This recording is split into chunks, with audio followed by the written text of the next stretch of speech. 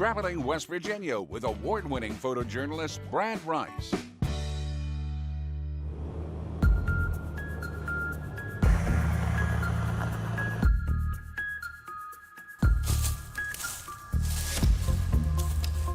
See, that's the old path right there.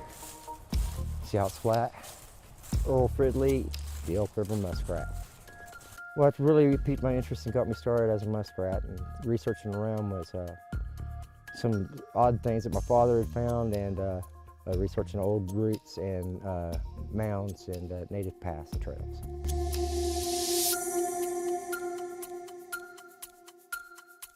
So I was sitting on the adjacent hillside over here next to a rock cairn that was a burial. I looked across the run here and saw this out of place structure, and I said, no, that can't be. I'm David Sybray. I'm the editor of West Virginia Explorer magazine.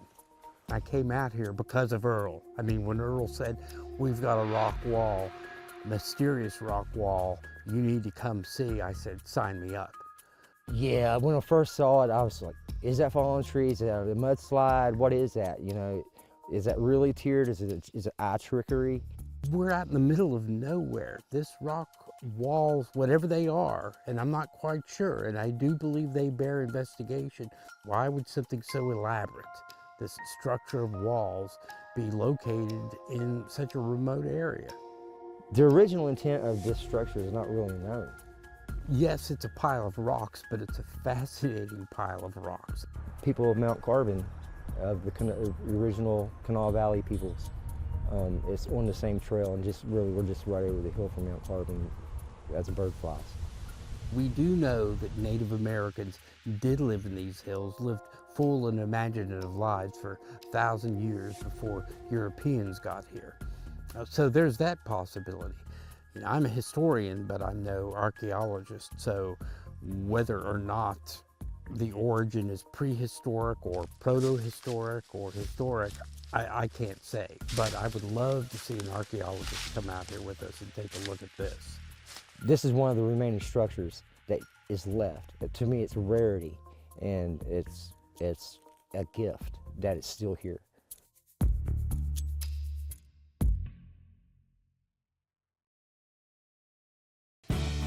Traveling West Virginia with award-winning photojournalist Brad Rice.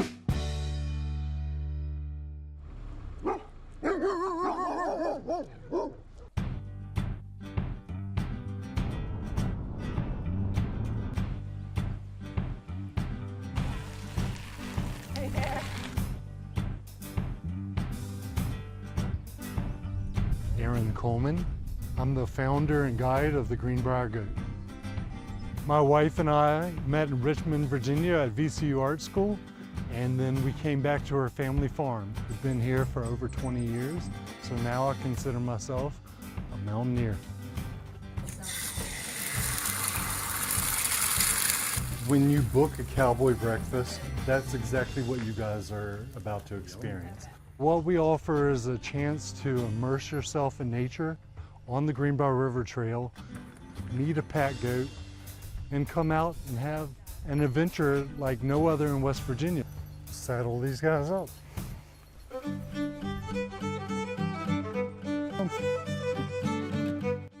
So these are called crossbuck saddles with a wooden frame and a felt padding. The sternum strap keeps everything really snug.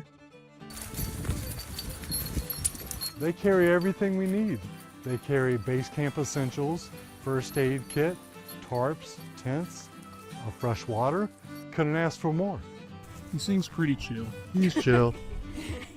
He's ready for his close-up. They're loyal, they're safe on the trail, they follow one step behind you, and they carry everything you need.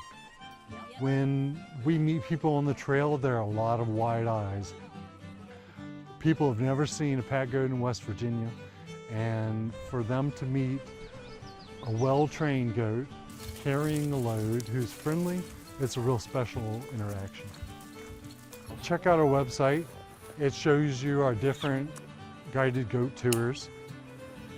It's a good way of life, Brad. I wear a kilt every day.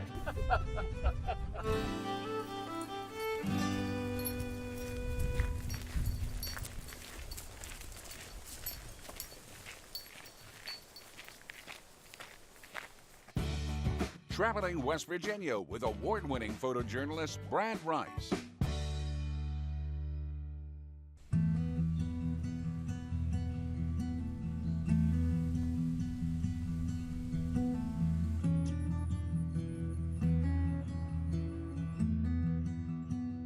Well, Orville Brown was the oldest of 5 children.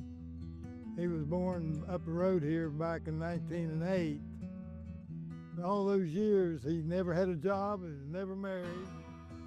My dad was Orville Brown's baby brother. So Orville was my uncle. Fair and square, he's my uncle. Now that everybody else wants to claim kin to him, they got to come through me. My name is Bester Cone, and Orville Brown was my uncle. My dad and Orville were brothers. Orville was the oldest of the bunch, and my dad was the baby. He was eccentric. He found out that being different made him special. We call him a first hippie and all kinds. He had real long hair all his life. He read those Tarzan books by Edgar Rice Burroughs, and he was already strong as a bear. And he headed for South America so he could go in the jungle. He got as far as Rio Grande, turn around and come back. I was so fascinated with him. I even at church camp, which was in Summersville, when I was like 12 or 13, someone asked me, they found out I was from Clay County, asked if I knew of the Wildman of Clay County, and my cousin on my mom's side was with me, and she's like, that's her uncle. And I said, yeah, but I was like, he's just my uncle. He's Daddy's brother. And he was very, very intelligent.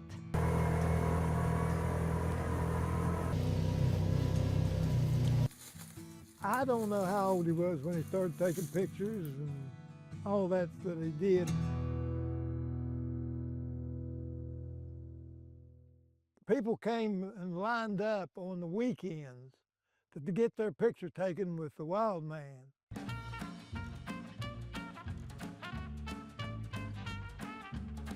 He charged them 50 cents if he was in the picture with them. He made more money than people working 5 days a week.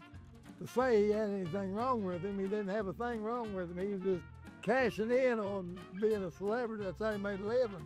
He wouldn't be the attraction like he was then. People wouldn't pay attention to him now. Orville wore this when he was taking pictures and all that stuff. He'd do this, and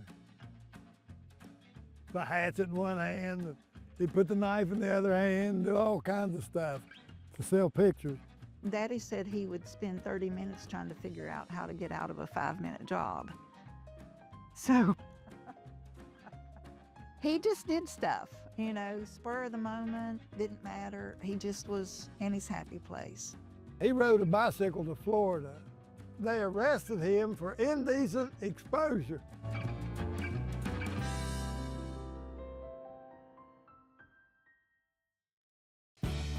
Traveling West Virginia with award-winning photojournalist Brad Rice. Got a lot of good pictures there, don't you? Yeah, can't get him again. My generation is probably the last one that's going to remember him. That's the whole family. Oh, yeah. That's Orville, Army, and Doris, and Albie, and my dad on the end. Every year at the Clay County Fair, he showed up with it, and man, he was the main attraction at the Clay County Fair. He went in the Army when he was a young man, and then he went in the Navy when World War II broke out.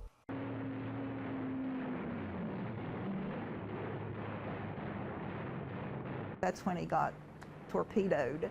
His ship sank or whatever, and he was on that island for a while, like a deserted island, and contracted malaria there. And that kind of messed with his mind a little. He was self-educated. He had a vocabulary that wouldn't slow down.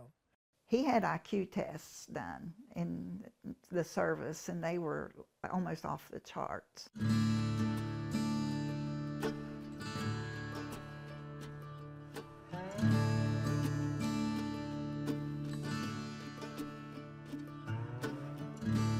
He started having some memory problems later. When my sister kept him, he was already in his 80s.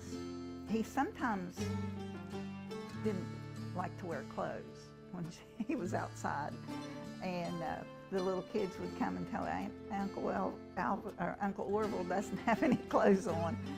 He was outside, and one of the kids came in and said, told Sarah, said, Uncle Orville's heading to the creek. So Sarah got up and went outside, and she said, you going down to the creek, Uncle Orville? And he said, I am. And she said, why? And he said, I'm going to the bathroom. She said, do you have a bathroom down there? He said, no, but I'm about to establish one. So she said, well, we've already established one in the house. So he just always had an answer. I actually preached his funeral. I talked about his soul. And he had, as far as we were concerned, he had made things right between him and God, and he was satisfied with that. And it meant a lot to us to know that he was at peace with his Maker. Somebody is a little different. It doesn't mean that they're to be shunned, but you just, like you said, you need to embrace them. They may look different, may act different, they still are the same inside. And he was our uncle. My daddy worshiped him. He was special to my dad. He passed that respect to us. So we respected him. He wasn't eccentric to us. He was Orville.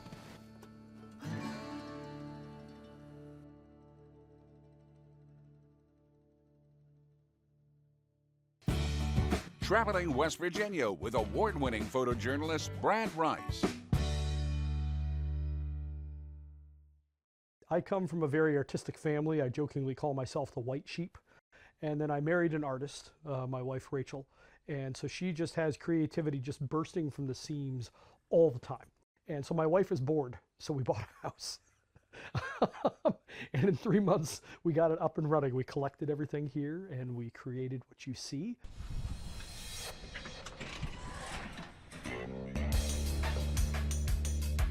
'80s nostalgia house. We just have fun creating these really special spaces where you can come and feel like you're someplace else. And this one has the added bonus that it's a whole house escape room.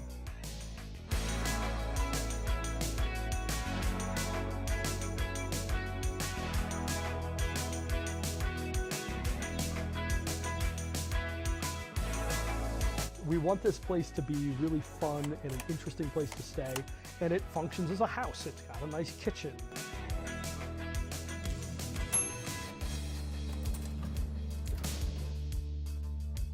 There's comfortable beds. So this is Pizza Hut, and so we actually built a salad bar here, and those are Pizza Hut salad bar plates. We managed to find an old payphone. So you can tell someone, here's a quarter, call someone who cares, except for it doesn't work. Round one, fight, finish him. Of course, while you're waiting, you have to go play Pac-Man or Galaga or whatever you want. My favorite part of this house by far is the Pizza Hut room.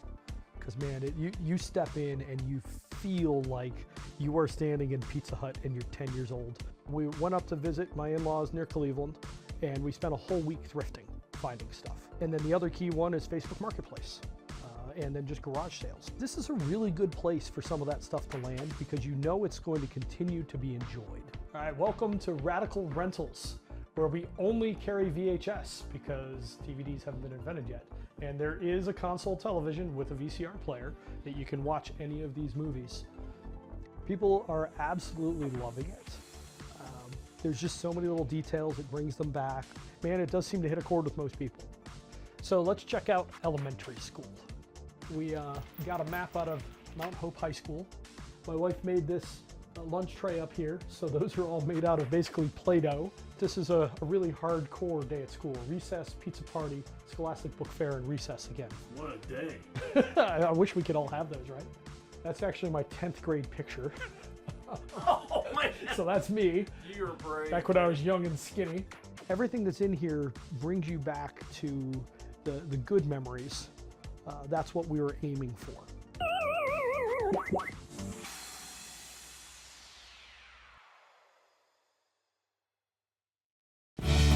Traveling West Virginia with award-winning photojournalist Brad Rice.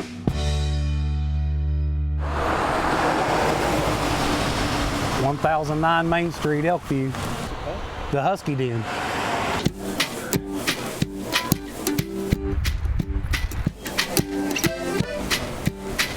I'm a 98 graduate of Herbert Hoover, and awesome community to live in. And all the kids around here, they all know me as Uncle Billy. There you go. Thank you, Thank you, man. Appreciate it. Actually, I've had this idea to do this since before the flood. There you go. Thank you. Have a good one. I've wanted to do this for a long time, and I always said, you know, there needs to be something dedicated to the school. Tell me what that is again. It's one of the glass blocks out of the old school. Friends of mine, the Huffmans, they had a nice little thing made up, donated it to me. My brothers, Matt and Chad. Chad was a state champion in '99 wrestler, and my brother Matt was a state champion in '99 and 2000. And my nieces, they're with the softball. They've got, but between them, they've got three state championships. We're mainly known for our hot dogs, and it's hard to find a good hot dog around here. I come in every morning, make my chili every morning, and make my slaw. How's the food? Great, real good. 10 out of 10 for me. It's going good. It's you know, it's like any other business. You have your ups and your downs, and you'll sit there and think, why did I do this for 3 or 4 days? And then everybody, the sun will come out, and everybody comes out, and it's like everybody in the whole community comes out. And then to go up there and see that campus they've got now, you know, we got our turf now on our baseball and softball fields. There's very few college campuses that look like that. I wanted a safe place for the kids to be able to go. Their parents not have to worry about it. You know, if they want to come down here and get something to eat, there's nobody here going to mess with them. I promise you.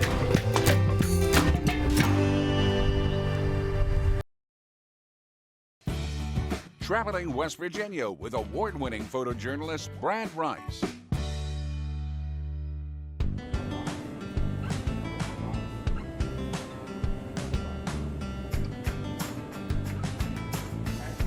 We both went to the same high school different times, and we knew of each other, and we both got into fitness around the same time, and she lost 100 pounds and I had lost 100 pounds. We just happened to meet one day in the gym, and I never stopped bothering her. So, yeah, so we got married and have a 4-year-old boy. He's a handsome little fella, and we've both meal prepped and worked out. We've both been in nutrition. For 9 years together. Yeah, and it's just something we've always done.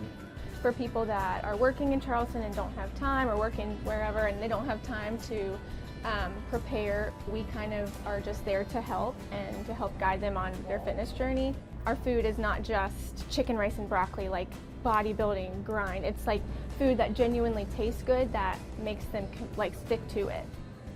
It shows that even in the unhealthiest state, you know, people are wanting that and wanting to be healthier, but they don't really know how.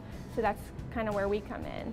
She has the creative recipes, and I have literally the meat and potatoes. I'm like, okay, I can cook these basic things really well. Now help me spice them up, and it works out really well. I have a lot of people tell me, they're like, I got to take my kid to baseball, and then the daughter to cheerleading, and by the time I get home, I'm like, well, I'm gonna eat a bag of Doritos because I don't have time to make anything. You know, that's where we come in, and they can just open the fridge, put it in the microwave for 60 to 90 seconds, and then boom, they have dinner, and then they have lunches, breakfast. We have our staples that people like, but we always coming up with new recipes and just trying to keep it fresh, because you don't want to eat the same thing over. No one wants to eat the same thing over and over again, so you gotta switch it up. The word that comes to mind is gratitude. Yeah. Whenever I do pickups or we're here, people are like, just thank you so much. You're making our lives easier.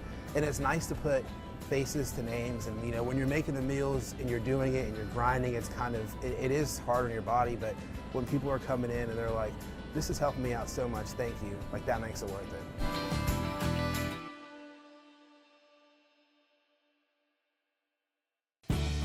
Traveling West Virginia with award-winning photojournalist Brad Rice.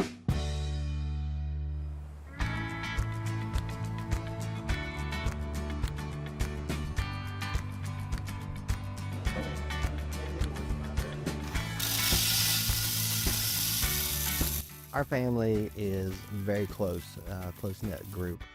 I have wife Michelle and 2 daughters, Katie and Madison, and then also a son named Caleb. When the opportunity to have this coffee house came up, the first thing I thought when they called and asked me if we'd like to buy it was, what a great family adventure. I am making a pecan pie shaken espresso. So I like to think we have a little bit of something for everybody here. We do have all of the coffee drinks, your regular stuff, drip coffee, iced coffee, lattes, cortados, espresso, all of the fancy coffee things. We have specialty drinks that I work hard on the recipes, come up with unique things. So we have all kinds of unique dessert type drinks. I'm going to brag on Katie because she does really come up with all of these drinks, and you would not believe how much espresso we have to drink when she goes. She gets in that chemistry mode and says, okay, we're doing this. I don't know, there's all kinds of ideas in my head, and I drink probably something different every day I'm here. It is a science, and it is kind of like a mad science experiment in here. No pressure. Dad's watching.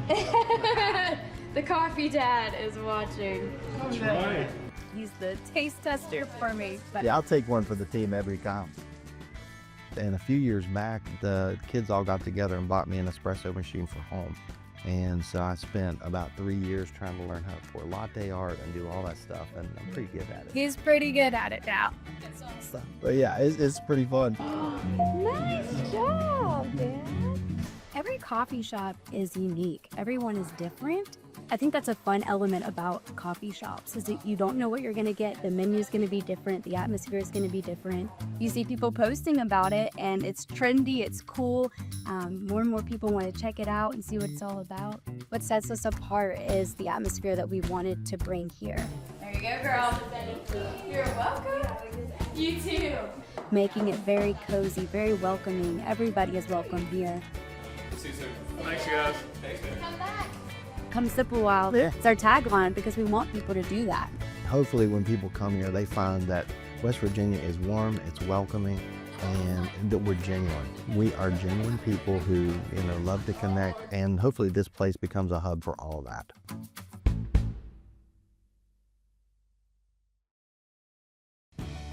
Traveling West Virginia with award-winning photojournalist Brad Rice.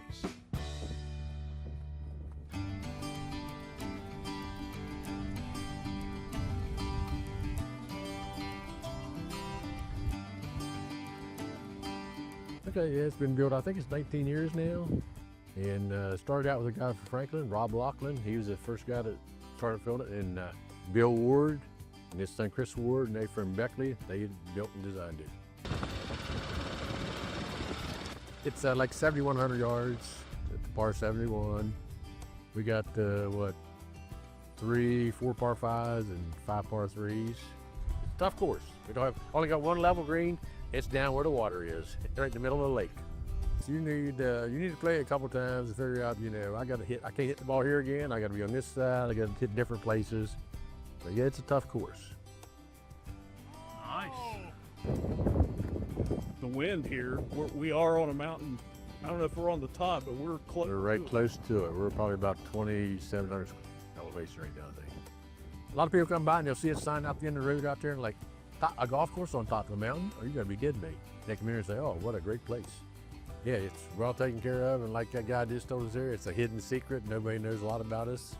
There's a couple of big homes right up here that we're trying to sell, and we got all kind of lots, all kind of property for sale.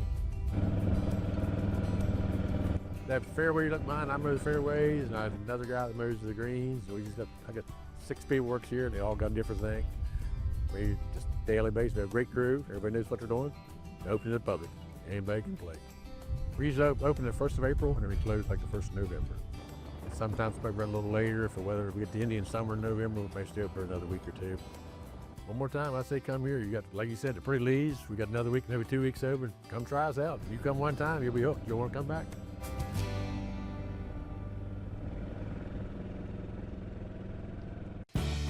Traveling West Virginia with award-winning photojournalist Brad Rice.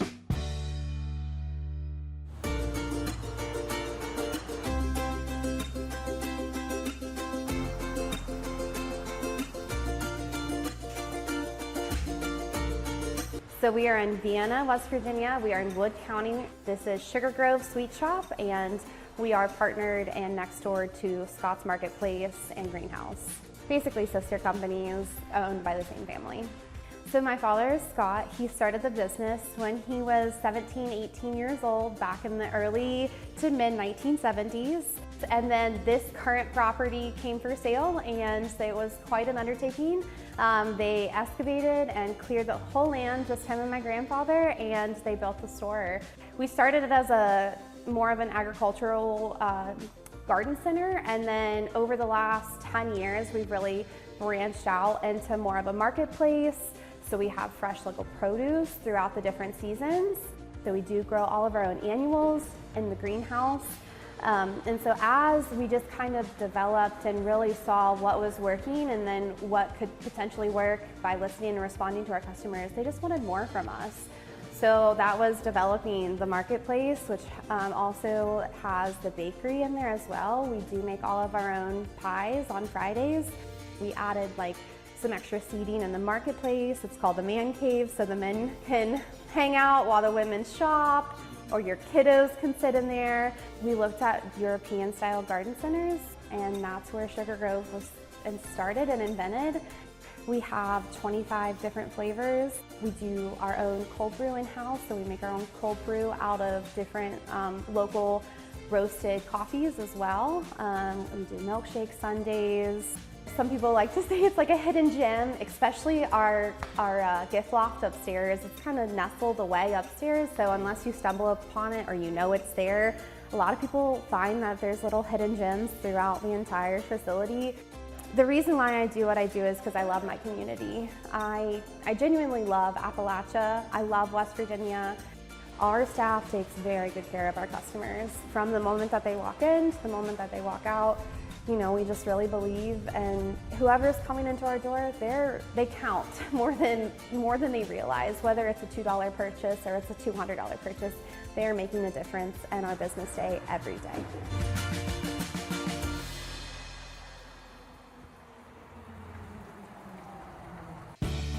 Traveling West Virginia with award-winning photojournalist Brad Rice.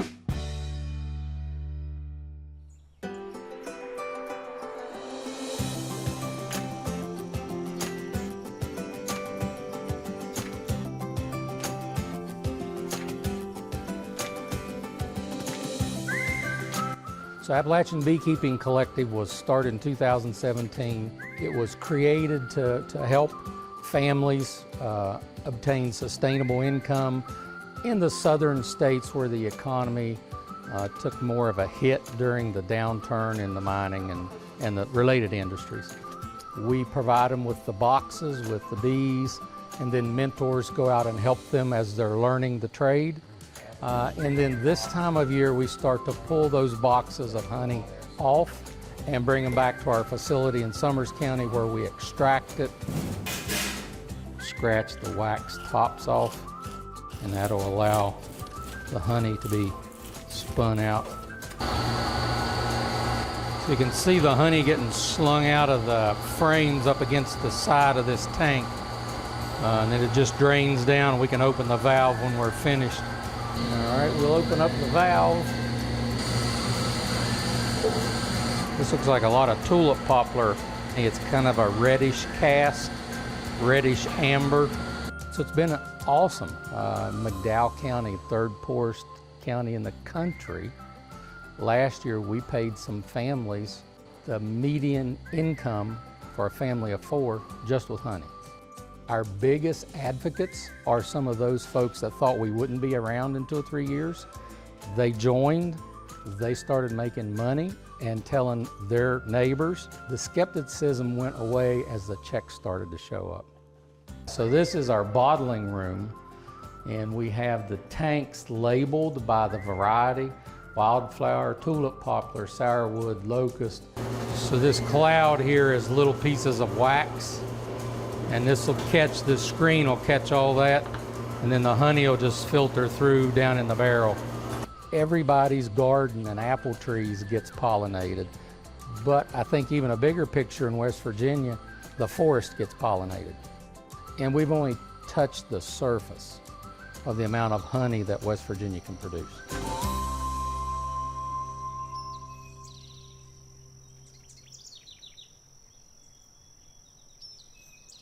Amazing work, Brad. Where do you think we should go next? Just let us know in the comments section. And don't forget to subscribe and hit the bell notification to get the latest traveling West Virginia uploads delivered straight to you.